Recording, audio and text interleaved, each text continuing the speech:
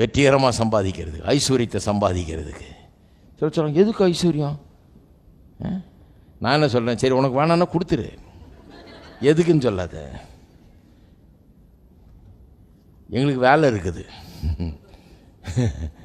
சிலருக்கு இதே பார்வையே சரியில்லை பாருங்க, அவங்களுக்கு கண்ணோட்டமே சரி கிடையாது. எதுக்கு நமக்கு ஐஸ்வர்யம்? எங்கள் வரைக்கும் இருக்குது போதும், கர்த்தர் என்னையே என் குடும்பத்தையும் ஆசீர்வதித்திருக்கிறார். இப்போ மீதி பேர் எப்படி?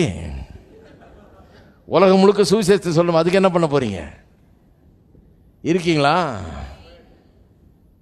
இந்த மாதிரி கிறிஸ்தவங்களை பின்பற்றாதீங்க. நீங்கள் அப்படிதான் இருக்கிறாங்க உலகத்தில். எதுக்கு நமக்கு? எனக்கு ஒன்று வேணாம், ஒன்று நம்ம மாலை போடணும்னு நினைக்கிறாங்க.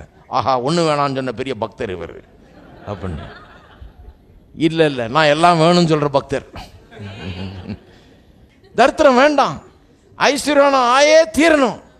உலகத்தில் ஐஸ்வர்யவானா இருந்தே தீரணும். பாருங்க, நிறைய பேருக்கு அந்த தரிசனமே கிடையாது. பாருங்க, கர்த்தருக்கு ஒரு பெரிய காரியத்தை செய்யறதுக்காக நம்ம இந்த உலகத்தில் இருக்கிறோம்.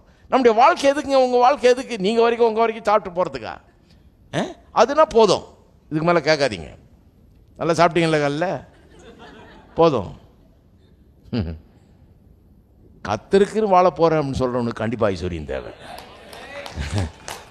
நான் கர்த்தருக்காக வாழ்றேன்னு தீர்மானிச்சிட்டேன். என் வாழ்நாளில் கர்த்தருக்காக சில காரியங்களை நான் செய்யணும். கர்த்தர் எனக்கு காட்டி இருக்கிற காரியங்களை, என்னை அழைத்து இருக்கிறார் சில காரியங்களை செய்கிறதுக்கு, அதை நான் செய்யணும்னு தீர்மானித்திருக்கிறேன். அதனால் ஐஸ்வர்யத்தை வெறுக்கிறது கிடையாது. நான் ஐஸ்வர்யம் வேணும்னு சொல்கிறேன். அப்போ இந்த ஜெனரேஷனுக்கு, உங்கள் தலைமுறை, உங்கள் வீடு, உங்கள் தலைமுறை, நீங்கள் சொல்லணும், ஐஸ்வர்யத்தை சம்பாதிக்க பலனை தருகிறவர் என்னுடைய தேவன், என் கடவுள், நான் விசுவாசிக்கிற இயேசு ஐஸ்வர்யத்தை சம்பாதிக்க பலனை தருகிறவர். இதை சொல்கிறதுக்கு எவ்வளோ மனசில் இடையூறுகள் பாருங்கள். அவர் கந்தையும் கோலமாக இருந்தாராமே, அவர் மாட்டு தொழுவத்தில் பிறந்தாராமே, அவர் ஒன்றும் இல்லாமல் இருந்தாராமே, கழுதை மேலே ஏறி போனாராமே. அடியேனும் கழுதை ஆகிறதுக்கு ரெடி, ஆனால் ஐஸ்வர்யவானத்தை ஆகிறதுக்கு தான் ரெடி இல்லை. இப்படிலாம் இருக்குது. இதுதான் கிறிஸ்தவ உலகம். அன்றைக்கி கழுதை ஆகிறதுக்கு ரெடி, கழுதை ஆவாங்க, குதிரை ஆவாங்க, பூச்சி புழு தூசி குப்பை ஆவாங்க.